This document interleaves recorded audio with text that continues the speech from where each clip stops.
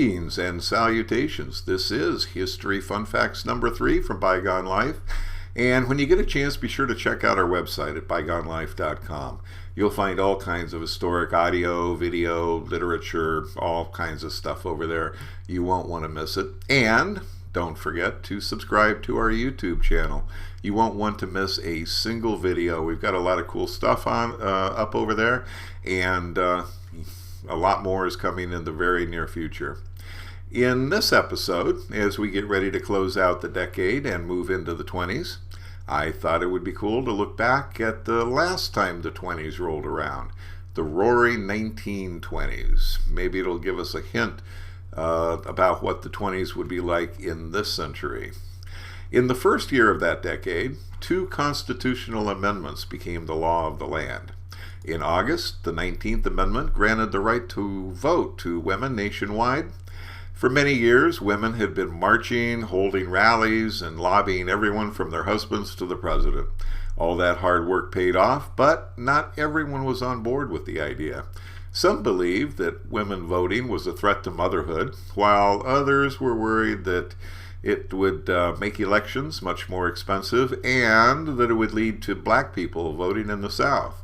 Well, as Will Rogers once said, when ignorance gets started, it knows no bounds. Even though women had gained the legal right to vote, only 36% of eligible women took advantage of that right in the 1920 presidential election, and it was 1980 before American women were voting in numbers equal to men.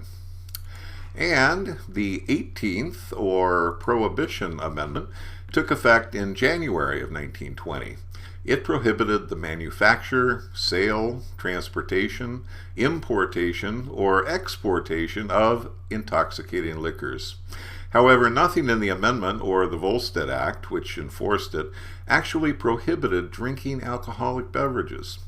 Many people flocked to local liquor stores to stock up before the nation dried up. I have a feeling those stockpiles didn't last very long. There were some loopholes. If you had a friendly doctor, you could get a prescription for up to a pint of whiskey every 10 days. Just take it down to your local pharmacy and get that sucker filled. I didn't know that whiskey cures bronchitis. Learn something new every day. In 1932, Winston Churchill, that Winston Churchill, darted across Fifth Avenue in Manhattan and was promptly smacked by a car. He suffered a deep gash to his head, a fractured nose, and several fractured ribs. Of course, his recovery was certainly helped by this prescription for alcoholic beverages, especially at mealtime. If all else failed, you could ask around, and chances are you would be directed to one of the many illegal bars that flourished in cities, large and small, across the nation, commonly called speakeasies or blind pigs. Some of these illicit establishments were full-blown nightclubs with live jazz bands and dancers. Others were little more than dark, damp basement rooms with a makeshift bar along one wall. Famous gangsters like Al Capone made millions of dollars supplying liquor to speakeasies, and some, like Patty McGraw in Detroit, owned their own establishments. So, where did all that alcohol come from? Well, some was smuggled across the border from Canada and other countries, but a lot of the illegal hooch was made by Americans using illegal stills. Of course, once you've made and bottled your moonshine, it still has to be transported to the consumer. Across the nation, bootleggers driving fast, souped-up cars modified to carry as much as possible raced along back roads at night, often without headlights, to evade local cops and federal agents. Soon, they were meeting with other booze runners to show off and race their mighty machines on makeshift tracks in the back country, a practice that led to the birth of stock car racing and NASCAR. When I think about the 1920s, or the Roaring 20s, one of the first images that comes to mind is that of the flapper. These young party girls with their garish outfits and unconventional behavior have become a timeless icon of the decade. They wore their hair and skirts short, smoked cigarettes, drank liquor, and danced the Charleston and other frenetic modern dances. In a day when women were expected to be demure and submissive, the flappers were viewed by some as a threat to the status quo, while others considered them to be trend-setting pioneers, insisting upon greater freedom and independence. One of the most famous flappers was Zelda, the wife of author F. Scott Fitzgerald. It is said that all of his female characters were based on Zelda, so it's no surprise that there were a lot of free-spirited women in his books. Another famous flapper, this one from the movies, was Clara Bow. She made her first movie in 1923 and appeared in almost 6 more over the next 10 years. She was known as the It Girl, after the title of one of her movies. Her characterization of the modern flapper was so popular that it served as an inspiration, along with fellow actress Helen Kane, for the cartoon character Betty Boop in the 1930s. In time, the flapper lifestyle became almost mainstream. In 1925, the Flapper Fanny comic appeared in about 500 newspapers across the nation. Each panel contained an illustration and a witty sample of flapper philosophy. The strip continued until 1940.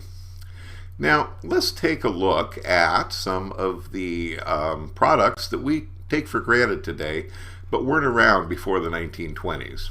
You've probably heard something described as the best thing since sliced bread. But did you know that pre-sliced and wrapped bread wasn't available until Otto Frederick Rowader, yeah, what a name. I guess I should have practiced that one.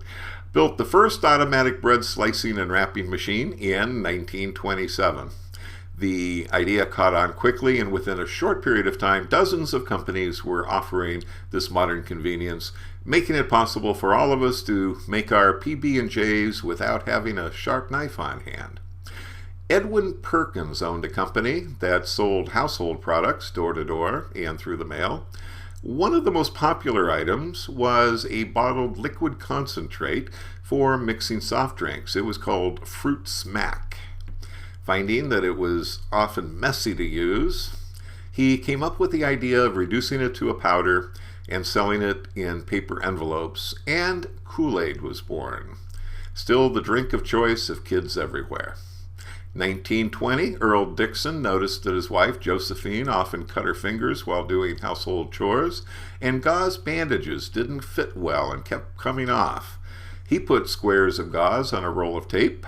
His boss, James Wood Johnson, one of the co-founders of Johnson & Johnson, liked the idea and added the new invention, Band-Aids, to the company lineup. And finally, the first handheld hairdryer appeared on the scene in 1920. Before this, hairdryers were large, cumbersome machines confined to beauty shops and salons. It was a great step forward, since the portable version could be used in the home and save a lot of money. Well, that should just about do it for this episode of History Fun Facts. Please subscribe to our channel so that you won't miss a single Bygone Life video. And I wonder what the 20s are going to be like this time around. Are we in for the Roaring 20s Part 2 or something completely different? As they say, only time will tell. Until next time, this is David G.